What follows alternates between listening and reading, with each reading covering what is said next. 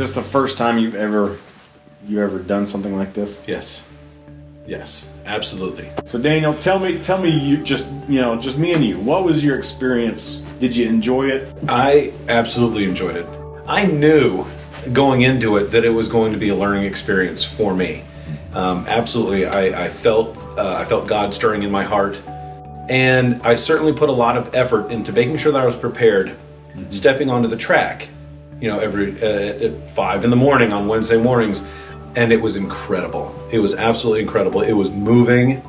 It was clear as a bell. What was it that you got out of it? What I got is what I needed. That's awesome. What I got is what God had put before me. What Christ had put before me was a challenge that I was ready to meet. Were there any intimidating factors that you felt? The incidentals, is my workout going to be good enough? Yeah. Is it going to be interesting enough? Is it going to be worth everybody's time to be there? Because again, we're starting at 5 a.m. to come get a workout. Yeah. It's going to be cold and dark. And is it just going to be interesting enough to capture people? You actually experienced people coming to your group that have not had any contact with CHR. That's right. And that was when things, I guess you could say, really started to get real.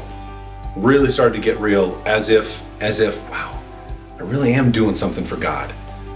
I really am His church. I'm not even sure how word started to get out.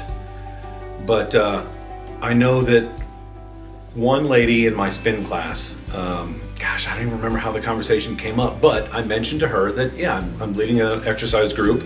It's a small group in my church. We're going to meet over there, this and that. Great conversation. It's just going to be a good, motivating experience, okay? And then she told a friend of hers, and then it started to spread a little bit. And I remember one day in particular, this gentleman who happens to be a pastor at another church actually came up to me and says, "Hey, I hear you're leading a Bible study." Well, yeah, it's kind of like that, but it's a small group. We're coming to Jesus and we're getting a good sweat on. But yeah, it was amazing how it was refreshing. It was encouraging to see how the word got out and people were interested. I think people are looking for that connection, and these small groups. Here's the great part. I think these small groups are the less intimidating way for them to put their foot into the pool. It was a metaphor that we used to start to get into the game.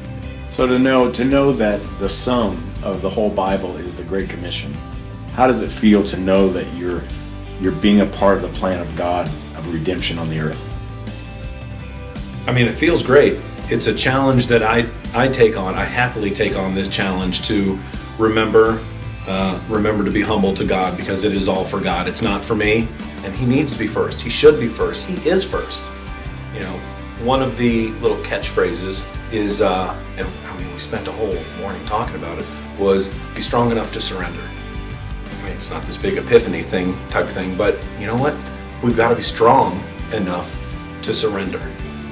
Be strong enough in your life, be strong enough in your faith, be strong enough in who you are, and in your love for God and God's love for you, that the strongest position that you can take is at the foot of the cross.